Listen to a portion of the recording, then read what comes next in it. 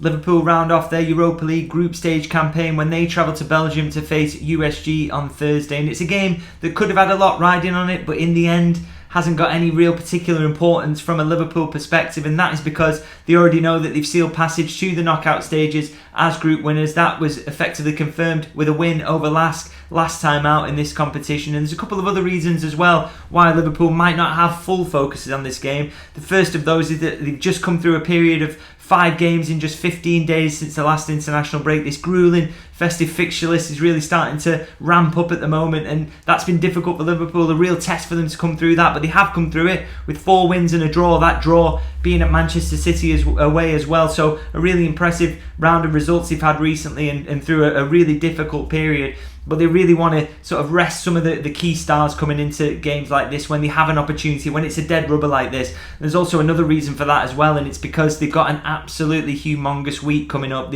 That starts with the game against Manchester United this weekend, and Liverpool really don't need any extra motivation for a game against their old rivals. But of course, they've just moved top of the Premier League, and they don't want a big bitter rival like United throwing a spanner in the works of a potential title charge. That game is of course followed by meeting with West Ham in the quarter-final of the Carabao Cup, and of course things are really opening up for Liverpool in this competition. Manchester City and Arsenal have already been knocked out, and there's a real opportunity for Liverpool to get silverware on the board there if they can get past West Ham. Of course, it comes in this massive week, so it's a difficult one to pick for, but they really don't want to miss that opportunity if they can take it. And of course, after the West Ham game, they then face Arsenal at Anfield, and that game, of course, the significance of that one is obvious. Arsenal are the team that Liverpool have just dethroned at the top of the Premier League table, and of course they'll want to open up a gap if they can with a side that really looks like it's going to challenge for the title again. So 3 huge games back to back, and Liverpool, if they can rest players as I mentioned and keep a couple of players out of this one, then it's really important because they need that freshness back in the play. I think we saw in that really difficult run of fixtures that they had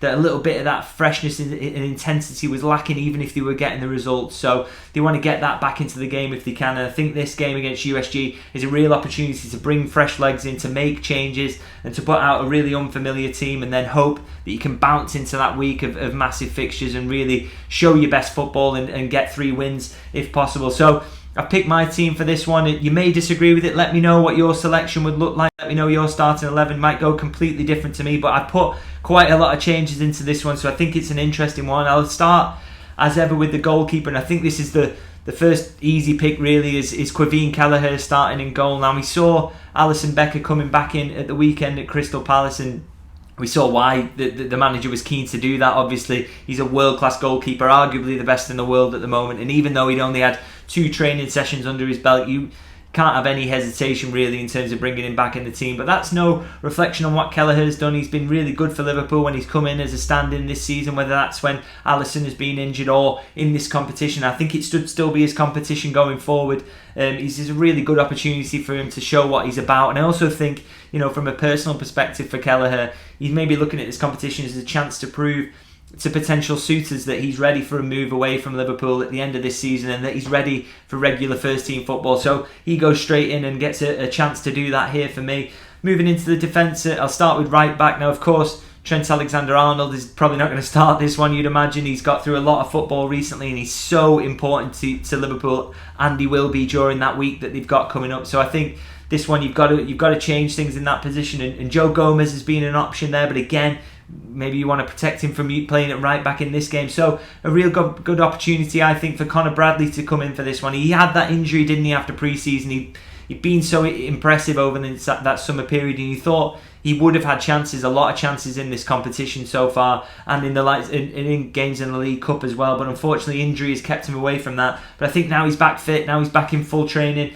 We want to see him start games like this, get an opportunity to show what he's all about. He's a really exciting young player, so I think he's an easy pick again at right back for me, and want to see him start in this game. Moving into central defence, I'll talk about Jarell Quansah. I think he should come in to start this one now. Again, he's clearly part of the first team setup now. He's stepped up now that Joel Matip is injured, and we saw that with him starting against Crystal Palace at the weekend, but he's brought off around the hour mark, and I think that's with this game in mind. Now, I think with him being 4th choice, it's not necessarily a huge risk, is it, to use him in a dead rubber, and you want a young player to keep getting as many games as possible. And also, I think for him, he makes the mistake against Crystal Palace of giving the penalty away. You want to get that out of his system as soon as possible and prove that that was just a rare error from him and that he is ready to be a big part of this first team now going forward. So he has to start this one for me. Now, alongside him, this was maybe one of the more difficult picks because we know Liverpool's options at centre-half have been thinned by that Joel Matip injury. But I think for this one, you still have to go with Joe Gomez. Now, I've spoken about the fact that he's played at right back in some games, and at centre half he's the third choice centre back, so you really can't afford to lose him. And he does pick up injuries from time to time. But during this gruelling period that Liverpool are in at the moment, he's only started 2 out of the 5 games, so he should be okay in terms of it. Not near the red zone in terms of it, taking a real risk for starting in this game. And I also think you need some experience and you need a leader in there, some first team experience. If you're going to put a lot of young players in and put a team out that is really unfamiliar, I think it's important to have someone like Joe Gomez in, and you could potentially get the captain's armband for this, and I think that'd be a real boost for him. And again, if you're looking to protect him because you think you might need him against Manchester United or any of the games that follow, then just play him for 60 minutes and see how you go, and then bring him off maybe and do a bit of job sharing in terms of which centre halves play in this game. But other than that, I think Joe Gomez should really get the opportunity to start this one and hopefully just prove himself to be get some minutes under the belt, keep his rhythm, and then prove himself to be ready to come off the bench against Manchester United potentially and make a big impact. Now go to left back now. And again, Kostas Tsimikas, wouldn't expect him to start this one. He's getting through a lot of football at the moment, doing a really, really good job as Andy Robertson's backup. And for that reason, I'm going with Luke Chambers at left back. It's another good opportunity for him. We've seen some good games from him in this competition, some good contributions so far this season. And I think the alternative at left back is maybe Callum Scanlon, but for me, Chambers is more physically ready, so I think that's why he's slightly ahead in the pecking order. And I think, again, that the manager will see it that way and maybe pick him here. So really looking forward to seeing what he can do again. Now moving to midfield now and the holding role. And again, this is probably one of the trickier picks because you want to protect your first teamers. You know that a lot of players have got through a lot of football recently in and around that first team squad. So you don't want to put them through too much. But here I think you maybe do have to go with Wataru Endo. Now that 5 games that I'm talking about that Liverpool have got through in 15 days, Endo's played 2.5 of those, and the fact that he came off at half-time against Crystal Palace in the last game at the weekend, I think that maybe makes him available for this one. The reason I'm starting him here is because I think that Alexis McAllister will come back in for the holding role against Manchester United. I think he should be okay with his knee, which got a cut on it, obviously. I think the stitches should be healed in time. He should be ready for Manchester United. And I think because of that, Endo is unlikely to be in the starting 11, and if that's the case, then you can afford to use him in this one. And again, similarly with Gomez, having that experience in there, having a leader in the centre of the park can really be helpful when you've got a team that's full of young players. So for that reason, I'm going with Endo in that holding role. Now, alongside him in midfield, I think this is maybe a game where you give James McConnell a run out.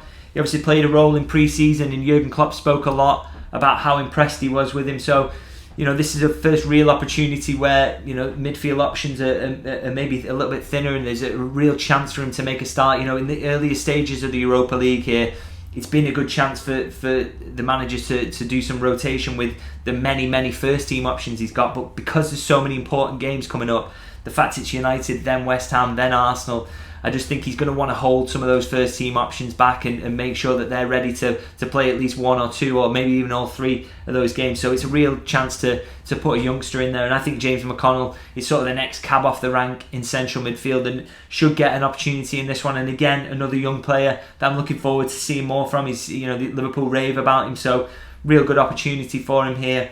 Now the final midfield spot, again, one I agonised over because I didn't want to put too many first teamers in here. You don't want to take too many risks, but for me, this is maybe a game where Harvey Elliott can come in.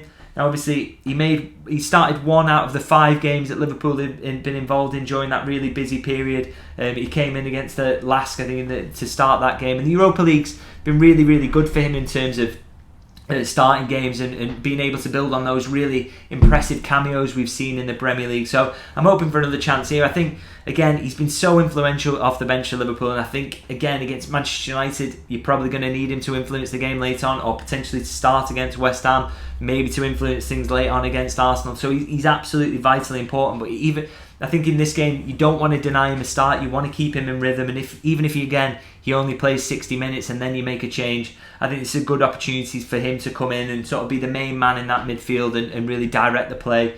And he's in great form, and you want to keep him there. So for that reason, I'm going with him for a start. And I'm going to move into the forward line now, and again, just more difficult picks in this one. On the right hand side is probably the easiest, I would say. Mohamed Salah will be nowhere near this game, and for that reason, I think that's why you go with Ben Doak. We want to keep seeing as much of him as possible. He's such an exciting young talent, really gets you off your seat, doesn't he, when he gets the ball. He did get cramp in a recent under-21s game. That was what forced him off. There was a suggestion he might have a muscle injury, but again, my understanding is that it was just cramp. So the hope is that he should be available for this one to start, and really excited to see more from Ben Doak. It's a free hit again, as it is every time he comes in these games, but I think even more so now it's a dead rubber. Just get him on the ball as much as possible, get him standing up his fullback, get him running.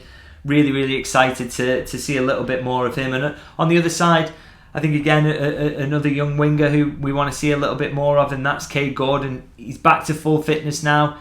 These games have got to be opportunities to blood these youngsters and get as many minutes under the belt. These are huge experiences for them to put themselves in the first team picture, to show that they can take those steps and to learn an awful lot. And I think Cade Gordon, he's had a terrible time with injuries, but he's been back around the first team setup recently since he came back from that injury. And again, he's just another hugely exciting prospect that you want to see getting minutes. So I think this is a really good opportunity, with Liverpool's frontline options being a little bit depleted because Jota's not around, and those forwards have had to get through a lot of work in this period. I think this is a real chance for him to come in and maybe make a start. Now, that just leaves the centre forward role, and again, I was thinking about maybe Kumas coming in for this one. He hasn't made a first team appearance yet, but you really want to protect those frontline first team forwards. But I think for me, it's maybe just going to be Gakpo, just one of those, again, a rare sprinkling of real first team and senior players in this team, and I think Gakpo's maybe the one you go to. That's because he starts 2 out of the 5 that Liverpool have just got through that difficult period I spoke about.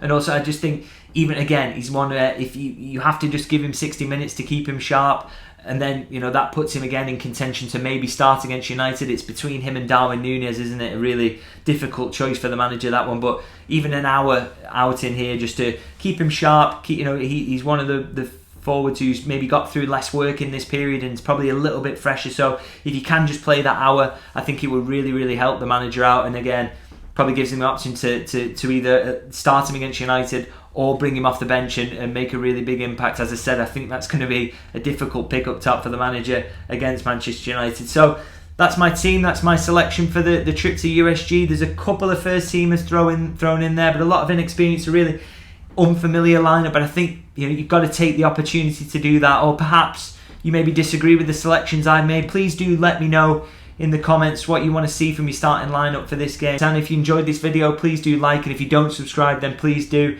So many games coming up, so much to get excited for. Starts with this Europa League dead rubber, but then after that it absolutely ramps up, so much to look forward to. So I'll see you soon.